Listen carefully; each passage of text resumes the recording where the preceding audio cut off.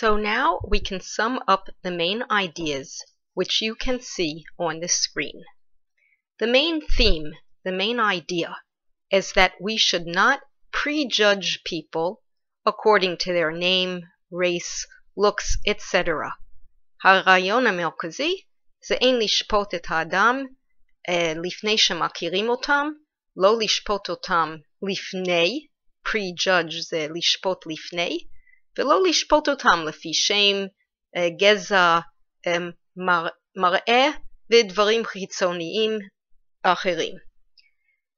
אנחנו בעצם רואים את הרעיון הזה כבר במשפט הראשון.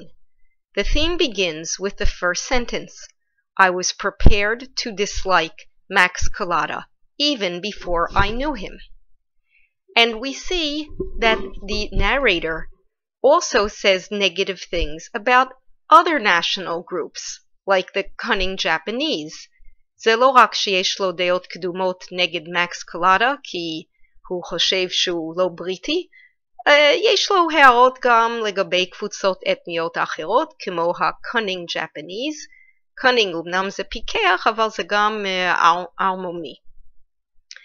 We also see that once the writer decides to dislike Kallada because of his non-British name, he dislikes everything about him, even good things like his excellent toilet products. He sees everything through negative glasses. ראינו שברגע שהוא כבר מחליט לא לאהוב אותו, אז הוא כבר רואה כל דבר דרך משקפיים שליליות, אפילו כשיש משהו חיובי, כמו המוצרים היוקרתיים שיש לו, לרחיצה, הוא רואה בזה משהו שלילי, כי הוא כבר החליט שהוא לא אוהב אותו. אגב, גם החברתיות שלו, היה אפשר לראות בו משהו חיובי ולא לגמרי שלילי. אני רוצה להוסיף, we shouldn't judge people only according to our own cultural norms. לדעתי, הבעיה של המחבר זה שהוא שופט את כולם לפי הנורמות בחברה שלו. The narrator doesn't like Kallada because of his non-British behavior. Kallada would probably be very well liked by Israelis, Italians, Greeks, who have cultural norms similar to those of Kallada. Kallada באמת יש הרבה מתכונות לא בריטיות, אבל למשל, אם אנחנו היינו רואים אותו דרך עיניים של ישראלי או איטלקי או יווני, זה עמים שגם כן מאוד חברתיים, מאוד חמים, מאוד אוהבים לדבר, שמדברים עם הידיים, לא שומרים מרחק, אז כמובן היינו רואים אותו אחרת. ואנחנו צריכים באמת לשאוף לא לשפוט את האנשים רק לפי הנורמות של החברה שלנו, ולהבין שיש נורמות תרבותיות שונות משלנו. In the end, the narrator is proved wrong, both about Mr. Kallada, who turns out to be a great person, who sacrifices his honor to save Mrs. Ramsay. He is also wrong about Mrs. Ramsay, who he thought was so modest, but she turns out to be a woman who cheated on her husband. איך אנחנו בעצם לומדים את הלקח שאין לשפוט בן אדם מהר מדי ולפי מראה ודברים חיצוניים? כי אנחנו רואים שהמספר טועה. הוא טועה גם לגבי מיסטר קלאדה, שהוא כל כך לא אוהב, אבל בסופו של דבר מתברר שהוא בן אדם טוב, והוא גם בעצם ג'נטלמן בריטי אמיתי, כי ג'נטלמן בריטי אמיתי מוכן להקריב את עצמו למען הגברת, וזה בדיוק מה שמיסטר קלאדה עושה.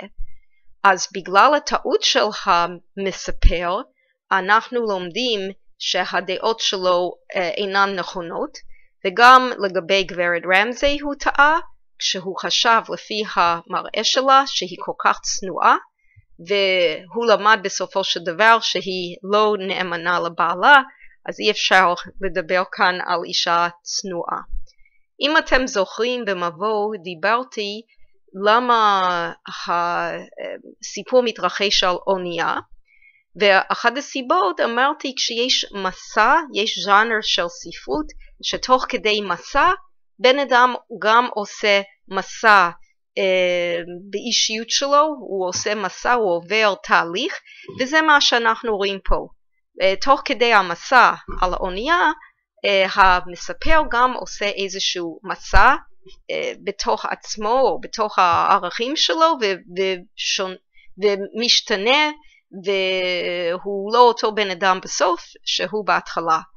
אני גם רוצה להוסיף על האונייה, כי ראיתי שמורה אחרת ציינה את זה, שאולי העובדה שהסיפור מתרחש במקום שלא שייך לאף מדינה, זה מים טריטוריאליים, מים חוץ טריטוריאליים, זה לא שייך לאף אחד, והמיקום הזה שמתרחש במקום שלא שייך לאף מדינה, מוסיף או מדגיש את האופי האוניברסלי של המסר, שאין לשפוט בן אדם לפי מוצא, לפי גזע, גם אפילו לא לפי הנורמות החברתיות של החברה שלו, אלא להיות יותר פתוח לקבל את כל אחד, ובאמת לראות את הבן אדם ואיזה סוג בן אדם הוא, ולא לשפוט לפי הלאום שלו או הגזע. To sum up in English, we learn that the narrator was wrong and about his prejudice, and therefore we learn that prejudice is wrong. And I mentioned at the beginning that there is a genre of stories in literature where people take a journey, but it's not only a journey they take going somewhere, but they also take a personal journey. They change, their personality changes, or their values change, and we see that here in our story. And I also wanted to add that the fact that the story takes place on a ship, this ship is in extraterritorial waters. It's in oceans that don't belong to any one nation, and this helps emphasize the universal message that we should see each person as a human being and judge a person by what they do and how they act, and we should not judge them by what nationality they are or what race or even according to the cultural norms, but we should judge them according to what they do and act and what kind of person they are. Now let's talk about literary devices. נדבר על הסיפור מבחינה ספרותית. Let's begin with the narration, המספר. The narration is first person, גוף ראשון, I, but the narrator is an unreliable narrator. המספר פה הוא מספר שאי אפשר לסמוך עליו. זה הכינוי למספר כשיש לו איזושהי נקודת מבט שהיא נקודת מבט עם פגם. במקרה הזה, הנקודת מבט של בן אדם ששופט אחרים, ממהר לשפוט אחרים, זה נקודת מבט לא נכון, ולכן קוראים לזה unreliable narrator. חשוב לנו להבין שהמספר זה לא הכותב, הסופר. הסופר כאן בא להגיד משהו הפוך ממה שהמספר מאמין. It's important for us to realize that the narrator here is unreliable. He has a flawed point of view. His thinking that he can judge everyone before he meets them or know who they are just by looking at them or by the color of their skin, this is the wrong point of view. And this is not what the writer of the story believes. The writer thinks just the opposite, that we shouldn't prejudge people. So we have to be careful to make a distinction between the narrator and the author or writer. חשוב לעשות הבחנה בין המספר, שהוא מספר עם ערכים לא נכונים, אם כי בסוף הוא לומד קצת, לבין הכותב של הסיפור, שהוא חושב בדיוק ההפך, ושהמסר שלו זה לא לשפוט אנשים. Okay, we have very good use of language. כל השימוש בשפה פה מאוד עם כישרון, עם הרבה כישרון. For example, we see him using Kalada's words like rather and jolly to try to show how British he is. Or we have the use of alliteration. Alliteration זה חזרה על אותו צליל בהתחלה במספר מילים, כמו large, lustrous, liquid eyes. כן, השימוש ב-L. זה שתי דוגמאות קטנות של שימוש בשפה בסיפור שלנו. Symbols, סמלים. A main symbol in this story are pearls. Pearls, פנינים, are usually a symbol of purity. זה בדרך כלל מסמל טוהר. כמובן, פה זה אירוני, כי גברת רמזי אינה טהורה. But we also know that pearls might look real and be fake, or they might look fake and be real. And we see this with the people in the story. To the narrator, Mr. Kalada seemed to be everything that a British gentleman is not. The narrator sees him as a fake British person, like a fake pearl. But in the end of the story, he turns out to be a true British gentleman, a real pearl. אז כמו שפנינה יכולה להיראות אמיתי אבל להיות מזויף, או להיות מזויף ולהיראות אמיתי, הבנתם אותי? אפשרת שתי אפשרויות, גם עם אנשים. בן אדם יכול להיראות כאילו שהוא מזויף, כמו שקלדה נראה כמו בריטי מזויף בעיני המספר, אבל בסופו של דבר רואים שהוא באמת ג'נטלמן בריטי אמיתי לפי ההתנהגות שלו. אנחנו גם רואים את גברת רמזי שנראית כמו פנינה. Mrs. Ramsay seems like a pearl, seems like purity, אבל כמו שיכול להיות פנינה שנראית אמיתית והיא לא, אז גם Mrs. Ramsay נראית כאילו אישה טובה ונאמנה, אבל היא לא. Another thing we have in this story is a lot of irony. For example, it's ironic that Mrs. Ramsay, who looks to be so modest, turns out to be cheating on her husband. Or it's ironic that Mr. Ramsay, who is so dogmatic and loves to argue, works in the consular service, which is usually connected to diplomacy. יש הרבה אירוניה, למשל גברת רמזי שנראית כל כך צנועה, ושבסופו של דבר מתברר ההפך. יש אירוניה שמיסטר רמזי שהוא כל כך דוגמטי ואוהב להתווכח, והוא דווקא עובד בשירות של הקונסוליה, שזה בדרך כלל דיפלומטיה. אז יש כאן הרבה אירוניה בסיפור, יש עוד דוגמאות, נסתפק בזה. Foreshadowing, רמיזה. רמיזה שיש לנו איזשהו רמז של הבאות בסיפור. Mrs. Ramsay putting her pearls in her dress and trying to convince her husband not to bet foreshadows what we learn later in the story, that the pearls are real.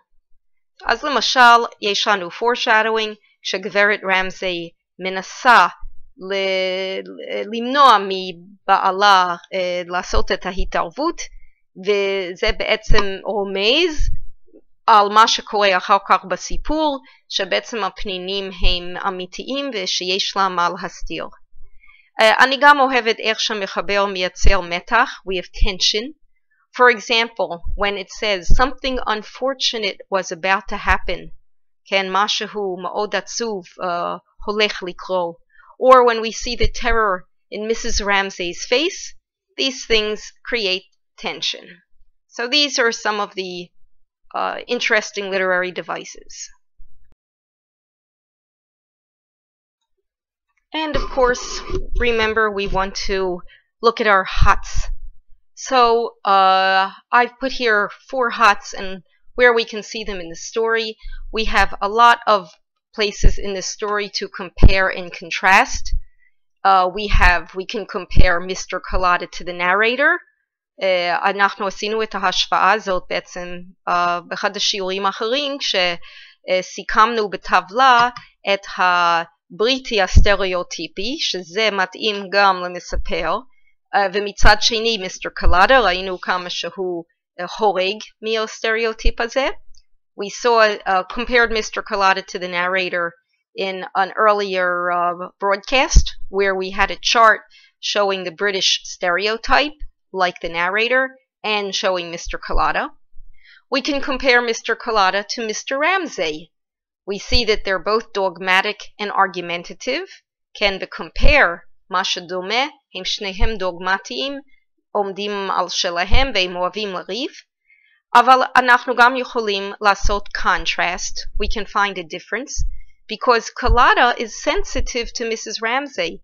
Collada senses that Mrs. Ramsay is in some sort of trouble and her husband doesn't realize anything.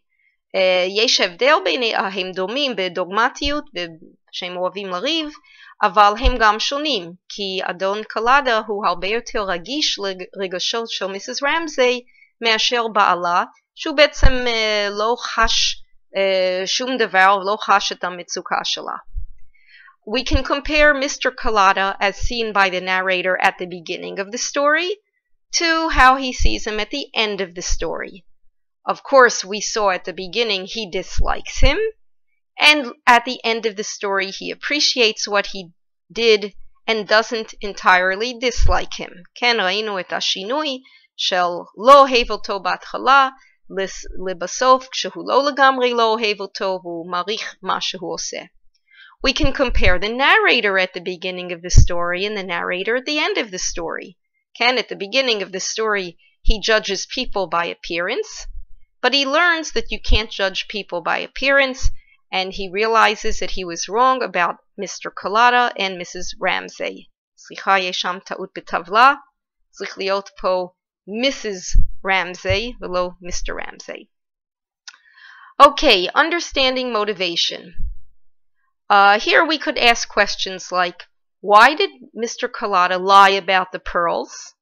And the answer is to help out Mrs. Ramsay to save her marriage. Why does Mr. Collada give everyone liquor? Why does he organize things on the trip? Maybe he wants to be nice and friendly. Maybe he wants people to like him. אולי הוא רוצה שאנשים יאהבו אותו למרות שהוא קצת כהה-עור, לא נולד אולי בבריטניה, וזה בתקופה שאנשים היו להם הרבה דעות קדומות נגד האנשים לא לגמרי לבנים, אז אולי הוא עושה מאמץ מיוחד שיאהבו אותו. Why does he use words like jolly and rather? He wants to show that he's very British. Maybe he's a little bit insecure about his Britishness. אולי הוא חש איזשהו חוסר ביטחון על כאילו השייכות שלו לעם הבריטי, כי הוא כנראה לא נולד בבריטניה אלא באחד המושבות, והוא עובד מאוד קשה כאילו להראות שהוא בריטי אמיתי, ורואים את זה גם באוצר מילים שלו. If we want an example of cause and effect in the story, then we can ask something, for example, what made the narrator change his mind about Collada? Then we have the cause and the effect, right? The cause is the fact that Collada sacrifices his reputation and makes a fool of himself to help Mrs. Ramsay. And the effect of that is that the narrator changes his mind about Mr. Collada. מאוד חשוב כשאתם עונים על השאלות האלה של החץ להשתמש באוצר מילים הנכון. אז אם אני עונה cause and effect, חשוב לי להגיד the cause is this and the effect is that, or something leads to something else, or the reason that it happens. מאוד חשוב להשתמש באוצר מילים. ואם אני רוצה להשתמש ב-inference, ואני לא כל כך ממליצה להשתמש ב-inference, כי מאוד מאוד קשה לנסח את התשובות.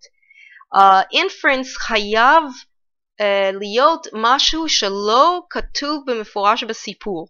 אם זה כתוב במפורש בסיפור, זה לא inference. זה חייב להיות משהו שמשתמע מהסיפור אבל שלא כתוב שמה. למשל, אם אני שואלת who slipped the envelope with $100 into Carlotta's cabin, אז אני יכולה להבין שזה Mrs. Ramsay. I mean, who else would it be? Mr. Ramsay wouldn't return the money, and no one else had any reason to return the money, so it makes sense that it's Mrs. Ramsay, also because we can understand that the pearls were real, and Mrs. Ramsay knows that they're real. That's why she didn't want her husband to make the bet, and so we can understand that Mrs. Ramsay sent the letter. It's inference because it doesn't say so in the story. She doesn't sign her name. Or another question of inference is, where did Mrs. Ramsay get the pearls from? Now, it doesn't really say in this story where she got the pearls from. There is a hint that she got it from a lover, and we can infer this because Carlotta, he hints at it when he says that he wouldn't leave a pretty wife in New York for a year when he was in Kobe. אם אני רוצה לשאול מאיפה היא קיבלה את הפנינים, לא כתוב בסיפור. יש רק רמזים. יש רמז שהיא קיבלה את זה ממאהב. אנחנו יודעים שקלאדה רומז על כך, שאומר שהוא לא היה משאיר אישה יפה בניו יורק שנה אם הוא היה במדינה אחרת. יש גם את העובדה שהיא לא רצתה שבעלה ידע את האמת. אם נגיד הפנינים האלה באו אליה בירושה מאיזה דודה שמתה פתאום, אז למה שהיא תסתיר את זה מבעלה? אז כאן באמת יש רמיזה, inference, אם כי שוב מאוד מאוד קשה להשתמש ב-inference, ואם אתם יכולים להשתמש בחץ אחר ולא ב-inference, אני חושבת שעדיף לעשות את זה. זהו, that's the end of the story and the end of our lessons.